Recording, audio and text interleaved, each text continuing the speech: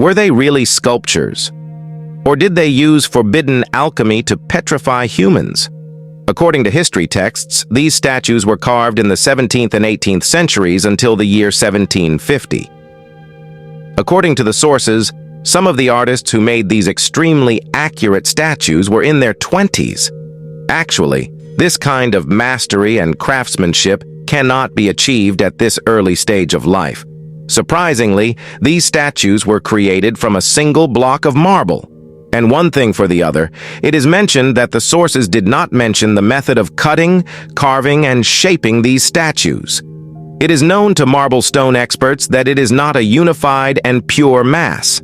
That is, it contains other metals of different colors that enter it and expand in the form of veins. And these statues are completely devoid of any trace or different color. In addition to all this, there are many bumps and fine details in the statues that cannot be reached and formed with the precision with which they were made. Especially in this era, without high technology, some of the statues were also so well constructed that they made parts of "the rock is transparent." From all of the above, the following question becomes very legitimate and logical. How can natural stone be so perfect? Was forbidden alchemy used to petrify these humans? Because if you look into the details of these statues, you will see them as natural and accurate in clarifying the fold of the skin and identifying the knots of the fingers and the rest of the details. We may not be able to answer these questions, but we have to understand well. Much of the superior science was kept secret, out of the reach of the public. Some books have been seized as a national heritage that must not be touched, translated, or translated. Transfer it. And what is the secret of the Knights of the Pink Cross's association with the science of alchemy and their concealment of its secrets?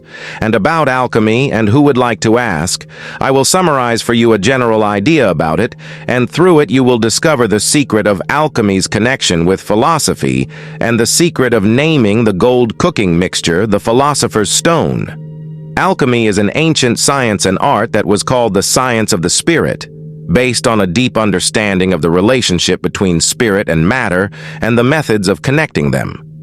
And they said about him, a follower of magic, alchemy is based on the principle of sublime transmutation, that is, transforming the inferior element into a sublime element, like turning lead into gold. The world of alchemy is based on 4 pillars. It is fire, air, water, and earth. Black or forbidden alchemy works the other way around, transforming every sublime element into an inferior element, and black alchemy has its criminals and charlatans.